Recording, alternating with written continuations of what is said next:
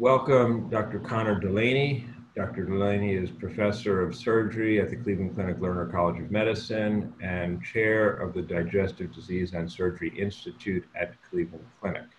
Welcome, Conor. Steve, thanks for having me today. Thanks very much. Great to see you online, looking well. I'd like to talk to you this morning about issues relating to PPE in the COVID-19 era. And perhaps we could start out by saying, how are decisions made as to the deployment and assignment of PPE to hospital personnel in the various care areas, surgery, aerosol generating procedural areas, and then non-aerosol generating procedure contact areas?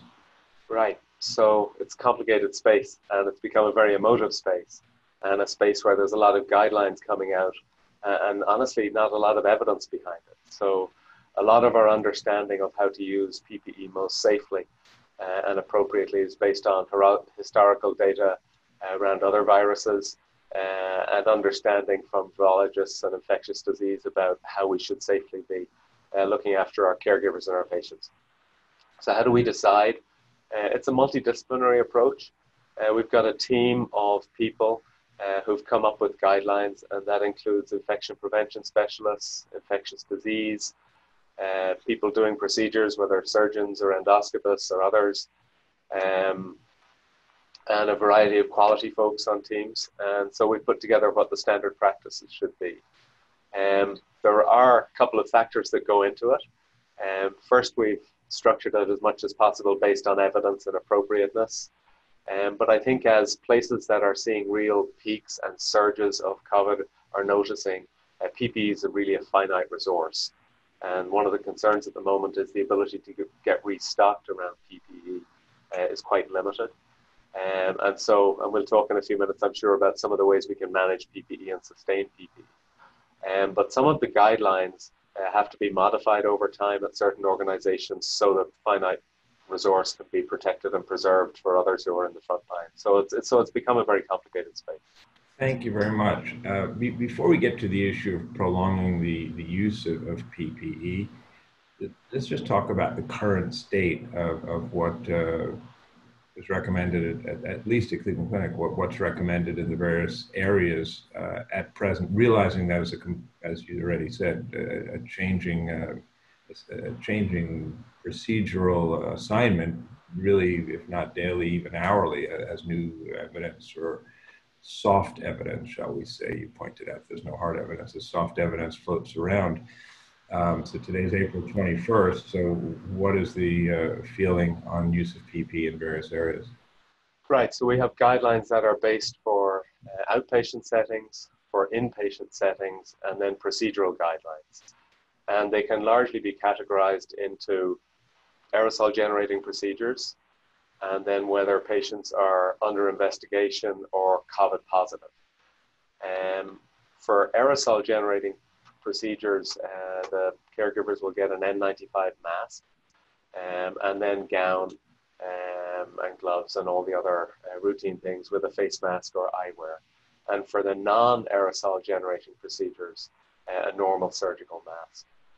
How we work that into day-to-day practice depends a little bit on site, and it depends a little bit on the volume of patients being seen. So I'll give you an example. If we have a regular nursing floor that is one of our essentially full COVID floors, where we've cohorted patients, well then caregivers can almost change when they come into work, stay in PPE for a shift, and change out when they come out. And that allows us to sustain and protect the PPE while knowing that they're fully in appropriate PPE for their time with patients. Whereas if we've got a regular nursing floor where there's one patient under investigation, or where there's one COVID patient at a hospital that might have a smaller census, or what have you, well then it's more patient-related PPE. And so the caregivers will change on the way into the room, they'll don the PPE, and on the way out of the room, they'll doff the PPE.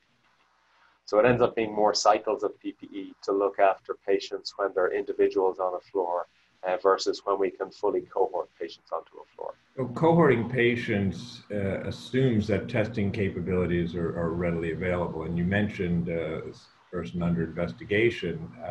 In facilities in which tests are routinely performed, that term has gone away because patients are either positive or negative. How does the availability of the testing impact the use of PPE and the assignments of patients? In other words, do you test everyone who comes into the facility? Do you test people only if they're having surgery? And which kind of tests are being used? Right, so that's also an evolution, right? As we expand the capability to test, and as we wait for other machines to come in that will let us do higher volumes. And also the issue often, even when you have the machines, is for the reagents to be adequately available to test in volume. But where we are at the moment is that we're testing all patients coming in through the ER who are suspicious. We're now moving to testing all inpatients. So you mentioned that maybe changes PPE utilization. So if you're testing all inpatients, many of the tests are still PCR based that take a number of hours. So patients will often come to one of our floors where they're for patients under investigation. They'll have the test, they'll be treated like they're positive. So the caregivers will wear PPE like they're positive. And then based on that test, they will get redirected to a non-COVID floor or to a COVID floor.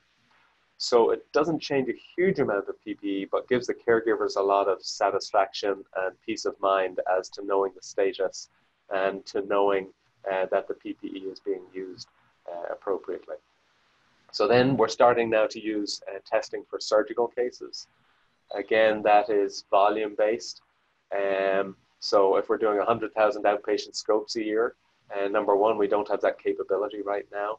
But number two, for something like outpatient endoscopy, there's arguably no need to treat as long as the caregivers are going to use N95s for an aerosol generating procedure, because the test won't really affect their care in a patient who's otherwise asymptomatic and has a very low risk of having the disease. However, for surgical procedures, and particularly inpatient procedures, and particularly for more major procedures, well, it probably becomes important, not just from the team perspective, in their understanding of what risk they're at for the patient, but perhaps also in the future from knowing how the patient's going to do. And it may be that somebody on day 3 who gets a fever actually has COVID and a COVID pneumonia rather than just atelectasis. So those pre-symptomatic patients who are having major surgery, it's probably going to be important for us to understand whether or not they're carriers or pre-symptomatic before they come in for major surgery. You've alluded a few times to prolonging use of PPE. What are some of the strategies to maximize the lifespan of a given piece of equipment? Right, so there's a couple of different ways to approach it. The first is at the level of the patient-facing setting, and the next is the supply chain side of things. So thinking patient-facing, when we did the very early analytics on some of our floors, when patients were being seen by a normal number of consultants and residents coming in and out, and respiratory therapists and others, just in the first week or two after the disease became prevalent in the community, we were seeing many cycles of PPE, and sometimes up to 80 or 100. And so we set up these pathways, and I mentioned earlier the guidelines. We set up things like simple things like putting IV pumps outside ICU rooms, so a nurse wouldn't have to go in to change the settings on the IV pump. But then there's also direct PPE related guidelines that can help your utilization. So we came up with extended use criteria where caregivers would reuse a mask for a day. So one example would be anesthesia. Intubation is theoretically an aerosol generating procedure. And obviously the anesthesiologists and the national guidelines came out suggesting that anesthesiologists should wear N95s. And so we give them an N95 for the day, and they wear it, and they store it, and they reuse it around the time of each intubation. So that allows us to extend the use of the mask. So there are pathways to extend the use of the mask. And then the second side of it is the supply chain. And there's multiple ways we can improve and extend and get more reach out of our volume of masks. The first and very early thing we did was masks that were stored and were coming to the end of their shelf life. Well, as you know, a lot of these shelf lives on products like a mask that may have been gamma radiated or not necessarily. They're fairly arbitrary, and they're things that just have to be put on every product. And so we started keeping product starting in December. So we built up our bank of product. And we then look at things like reuse. So we've explored a couple of different options around reuse, looking at both ultraviolet and hydrogen peroxide. And we've actually essentially built a factory near the site where we do hydrogen peroxide reprocessing of masks, and we store and sterilize those masks. And we have a protocol where gently used masks are stored. We have an orange bag in all of the procedural areas. They're all put into the orange bags, including eyewear that can be recleaned and reused. And we clean it, we stock it, and we have it available now for if our overall N95 supplies dip below a certain number, that we have these gently used, re-sterilized masks. So there's a number of different ways we can extend or reuse PPE. One last question relates to the volume of use of PPE or being able to predict the need in an institution. And at present, that may seem moot in some places where a surge hasn't occurred, or other places which feel that they've been stable and decreasing. But as we've seen in a lot of the literature, we don't know that there won't be a second surge. We don't know that this won't become the new norm. So I guess actually two questions. One being, are we going to adopt something as we did in the early 80s with AIDS with universal precautions? In the 80s, when AIDS came out, we changed our practice and assumed that we were at risk from every patient and went to something called universal precautions, obviously. Given the the limited availability of testing on a ubiquitous scale, is universal precaution something that we might go to? And secondly, if you could discuss the predictive model that I know that you've worked on, that I'm very impressed with, so that institutions can figure out their own needs.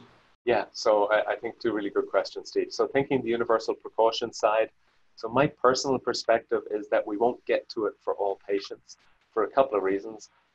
One is the prevalence ultimately in most communities is unlikely to be too high. Second is that we're going to have testing for people coming in for major surgery, for example.